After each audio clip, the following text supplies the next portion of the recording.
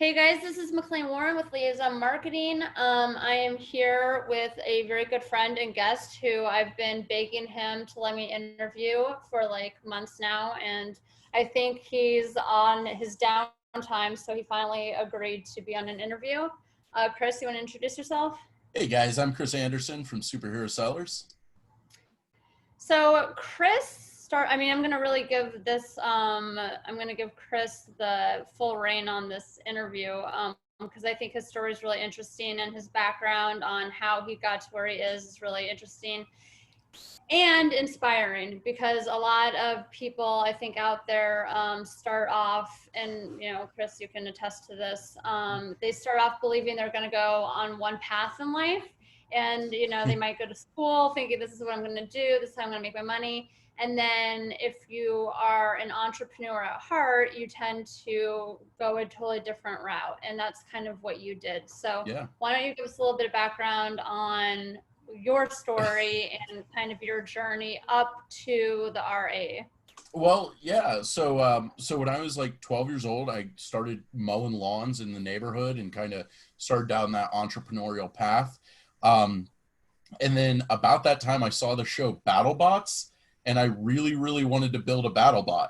And a lot of people don't know this, but they're very expensive to build. So I actually build a couple when I was in high school and competed not in BattleBots, but in similar battle robotic combat tournaments, and won a few, had a really good time with that. And, when you're doing that, basically the expected trajectory is to go right into mechanical engineering or electrical engineering. So that's what I did. And I went to college for mechanical engineering. And while I was in college, I started making titanium jewelry. And I became very proficient at making jewelry, titanium jewelry, body jewelry, wedding, engagement rings. That was Wait, like, I'm going to just jump in there. I'm pretty much going to ask what every viewer is probably thinking is, how the hell do you go from mechanical engineer dealing with numbers all day to making jewelry? well, so I was really broke when I was in college, and I had a girlfriend, and I wanted to give her something nice for her birthday or something like that. And I made her a ring because a lot of battle bots are made out of titanium. So I had the shop to make battle bots. So I had lathes and mills and all the equipment to shape metal. So that's how I got into that. And really, really good jewelers are engineers. The best jewelers are engineers. I mean, if you look at horology, which is the study of watches and timepieces and clocks, up until about 1900, they were like rocket scientists. Like, if you would say, oh, you're so smart, you're going to grow up to be a rocket scientist, you literally say, oh, you're so smart, you're going to grow up and be like a watchmaker. Like, it was the cutting edge, the bleeding edge of technology was watchmaking until about 100 years ago.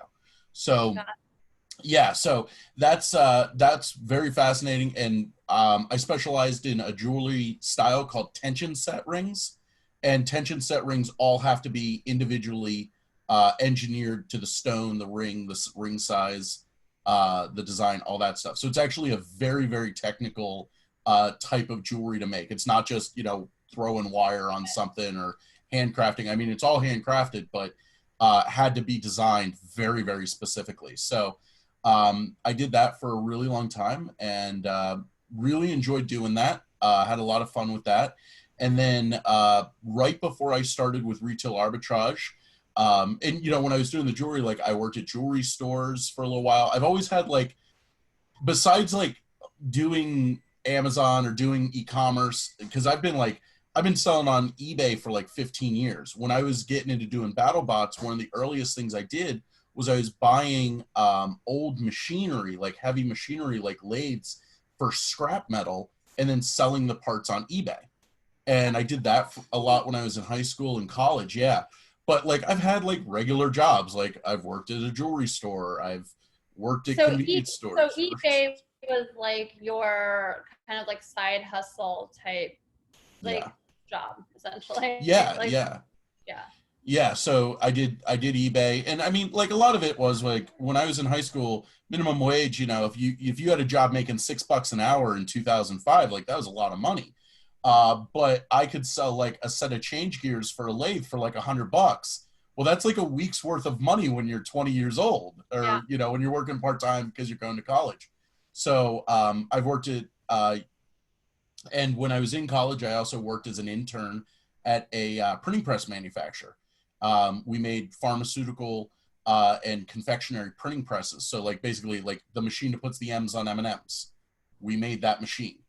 It was really cool. And that was like a really, I loved that job, but I kind of realized that engineering wasn't really for me because it's very, very technical. It's very, it's not as much fun as I thought it was, because I was BattleBot engineering, where I was like making stuff and engineering stuff and like get my hands dirty. That's a lot of fun. Right. Sitting in an air-conditioned office all day designing a part that you're never going to touch, not as much fun. But yeah, like I've had all sorts of little odd jobs. And then what I started to do was my jewelry, because my jewelry was all handmade. So it was very, like sometimes I would put 20, 30 hours into a set of rings for one person. Okay. And I wanted my jewelry to get to more people because it would make me more money, but also it would get me able to kind of mass produce things. So I was trying to figure out this like mixture of custom made and mass produced, where I could give the quality of custom made and the, At a larger scale. at a larger scale. Yeah. So I was starting to look on selling on Amazon and trying to figure out, could I sell my jewelry on Amazon? Because at the time I was doing Etsy, I was doing Artfire, and then I had a Shopify site. So I did my own website and stuff.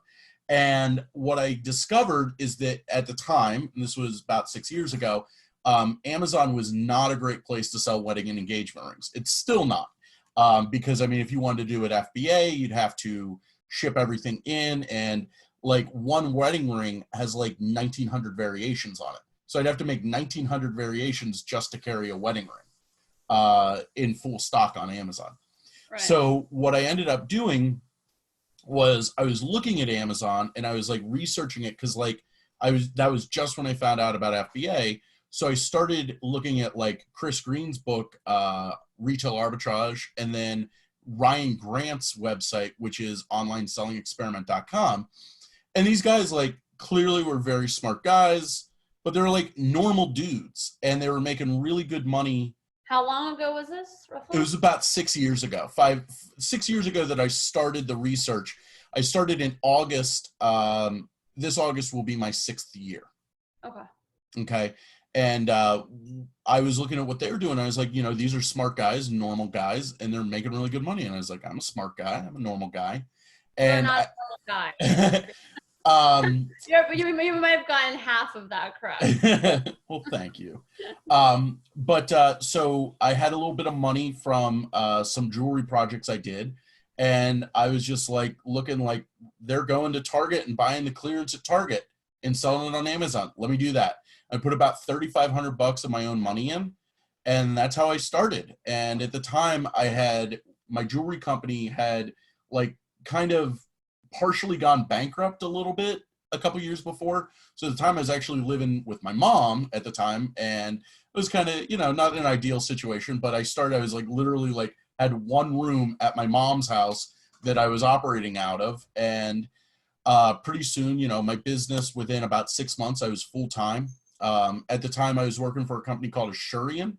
Assurian makes like baseball statistics software and sports statistics software. I was working in a call center for DirecTV, doing work for DirecTV. There's a lot of analytics in that. It was really a cool job. And I did that for a real long time. I actually loved that job. But as soon as I could go full time, I did. And I haven't really looked back. So now you primarily you're still focused on RA, or have you moved to PL now? Well, so I still do retail arbitrage, because it's so hard to give up that money. There's a lot of money in it. It's a lot of work, but well, if you want to give it up, you can give it to me. I'm just saying. Well, I mean, you can start anytime. Like, I can help you give it up if that's like a challenge that you're going through. But yeah, I do a little bit. I would say about 50% of my business is wholesale and private label. It's like wholesale through distributors, private label, and stuff like that. Which, going back, I have a background in mechanical engineering. I don't have a degree in mechanical engineering. I dropped out of college to be a jeweler. Maybe not the best decision in my life, but it's a decision I made. But I know how to, I have drafting software. I actually won a lifetime seat of drafting software that's like $5,000 a year at a BattleBot tournament once. So that's been something really helpful in my life. And it's always my fallback plan. I'll just go back to being an engineer. Yeah. And yeah, so that's what I've been working on. And, I've been designing stuff. Like, I don't want to just do the standard private label where I import some crap from China and, put a sticker on it. Because, that's been done for 10 years. It's kind of been done to death. So what I try to focus on is stuff that's a little bit different, where I, put a spin on things. I've actually designed products and had them manufactured in China for me. And that's been a lot of fun. And so is that something, so to kind of back up, right now you have, your company's called Superhero Sellers. Yes. Why don't you talk, like essentially what I'm just trying to get at is what you're saying when you say this is the applications I use. Is that what you teach your students or your viewers as well? So I do consulting. I have a YouTube channel also. And what I focus on sellers that are not beginners, but maybe intermediate. So like people are doing a few $1,000s a month, all the way up to people are doing about $1 million a year. And I focus on trying to expose people to new takes on doing Amazon, because there's so many ways to do Amazon. And a lot of people, they get stuck in a rut where they're just like, oh, I'm going to keep going to Target and buying the clearance section out. Oh, there's no more clearance section. What do I do? Yeah. And they get stuck in a mindset. So a lot of what I focus on is just alternate things that you can do. And it could be as dumb as, oh, well, don't just go to Target, go to Walmart. Or, how to, source from grocery stores. I love sourcing from grocery stores. How to, find wholesale vendors, how to find private label companies that are manufacturing products in America. That's a big thing that I love. I love products made in America. It's very, very, it's not only is it good for the economy and all that stuff, Right. It is actually very good, but it's also a very big trend right now. So a lot of my stuff I do get still from China because it's just hard to beat that profit margin. But there's also stuff that I get. I even have products that I import. One of my best PL products I import from Czechoslovakia. So I'm going all over the world with this, and it's been really helpful because with, the coronavirus shutdown where they shut down imports from China, I'm not really affected by that. My stuff's all in the States. Now, some of my distributors are shut down because they're non-essential, but once they're back up and running, it's going to be very quick to get that inventory back. And this is something you teach the people that follow or subscribe to your channel. Yeah, absolutely. Yeah, absolutely. I do a course that I've launched last year called the Roadmap to Wholesale and Private Label, where we basically do not the most in-depth course. There's in-depth courses for private label that are $5,000, and it's like, it's so overwhelming. What we kind of did, and this is kind of what I focus on, is kind of the quick and dirty version of everything. Because if you are like, if you know 20% of private label, you really know about 90% of private label. Okay, that specialization, I personally think is not as important as a lot of people make it out to be, unless you're in very competitive niches, which I avoid. So you essentially have audience members everywhere, from people that don't even know what they want to do, from RA, yeah, OA, third party sellers, private label, all the way to do vendors. I've been working a little bit more with vendors lately. It's not something I'm as familiar with, but so I have a warehouse that I've worked out a really great deal with rent on. So we actually have people that'll ship us like containers and stuff. We'll break it down and then ship that into Amazon. And that's been going very well for us. Awesome. So with That being said, if anyone's interested, definitely check him out at Yeah. Superhero Sellers. Is it Yep. for your YouTube channel? Is that it's just Superhero Sellers? Yep. That's Superhero Sellers YouTube and superherosellers.com. okay. And what would you say if you could give like 3 good pearls of wisdom to our audience? What would those 3 things be? Okay. Number one, really know your numbers. Okay. Number one, that is the biggest thing. I see so many people like in private label groups, they'll be like, okay, I bought my item from China. I got it at my house. It's ready to go. Who's paying to ship it to Amazon? And how do I get it there? And I'm like, oh, honey. Oh, honey. And I think that there's a lot of people that are not profitable because they don't know their numbers. They fudge their overhead. They don't take into account their overhead. I mean, if you have Inventory Lab, a repricer, your Amazon seller account, like all that stuff, that's $300 a month right there. And people aren't even taking that into account. Well, if you're small scale, that's a lot of money.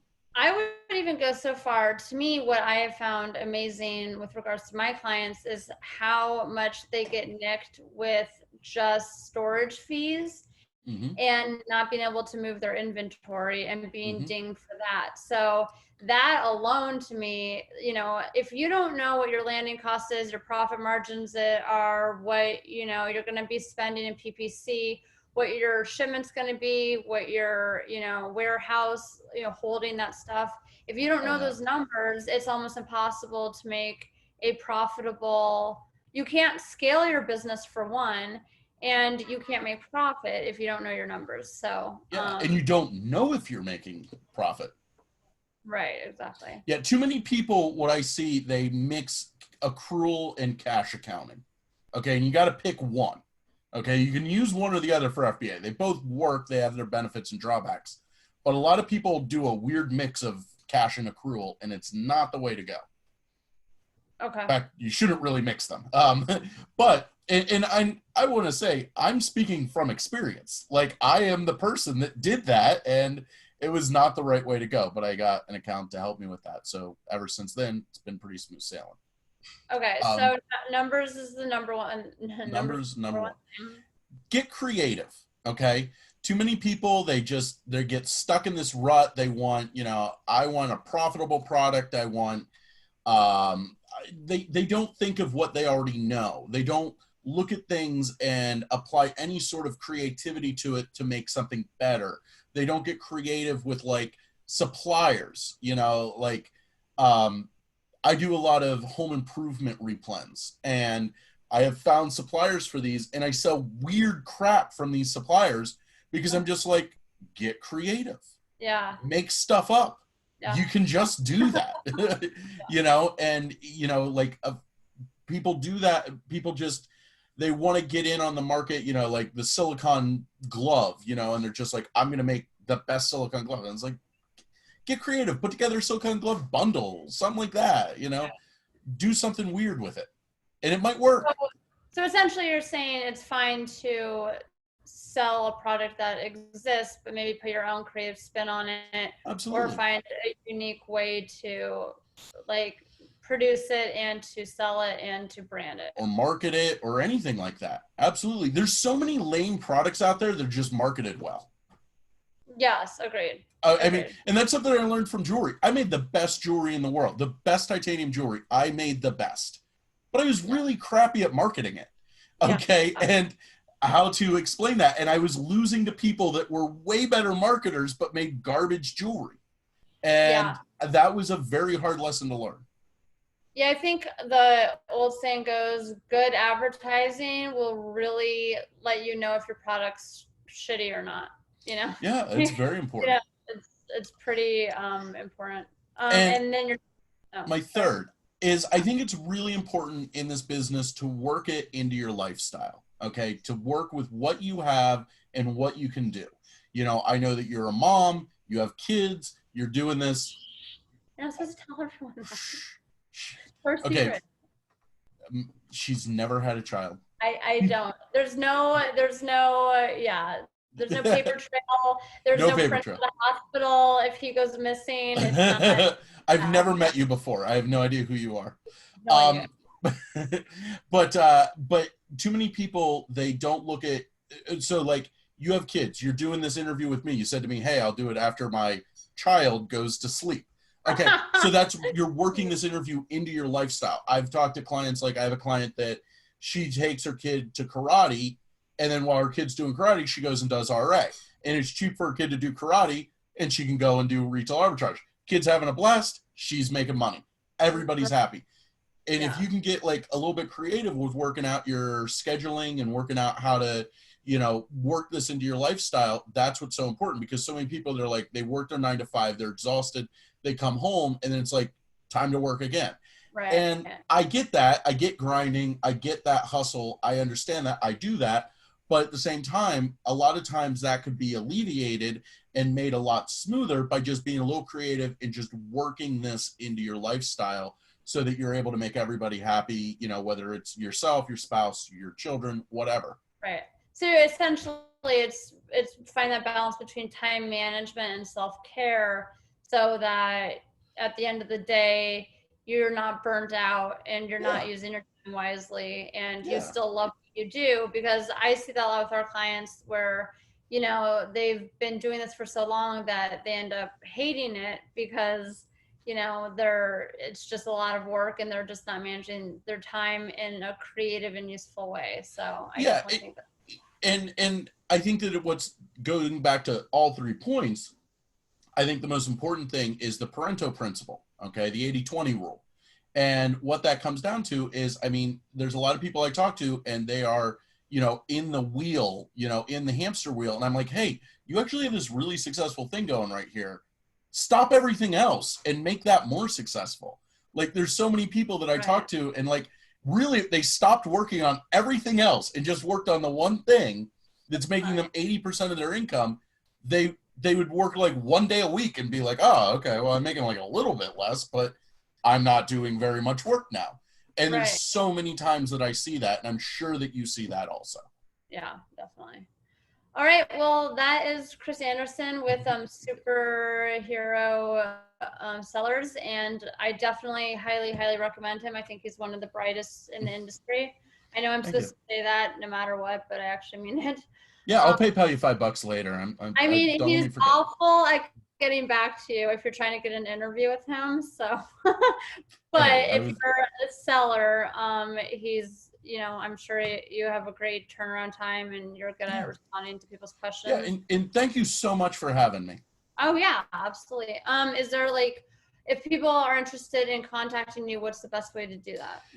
Well, you can add me on Facebook, Chris Anderson, or message me on Facebook. I have a Facebook group, Superhero Sellers, and it's the one with like a few thousand members. I have superherosellers.com. I have my YouTube channel. I'm pretty easy to find. There's no excuse to not contact him. No excuse. And I'm every white cargo van in a Target parking lot that you've ever seen. Which usually you try to avoid, but in this case, you can actually approach them. The creepier it is, the more likely it's me. There you go. Then that's how I would define you. That's actually the whole wrap up, is creepy guy in a white van who makes millions selling on Amazon. So exactly. Well, thank you for your time, Chris. You were incredibly helpful. Thank you so much. And you explained a lot of stuff that I think our viewers will be able to take to heart and also apply to their own businesses. And I will definitely send traffic your way when they have questions that regarding stuff that half of it I don't know the answer to, because I don't know much about RA. So anyway, thanks again and have a good night. Thank you. All right. Bye.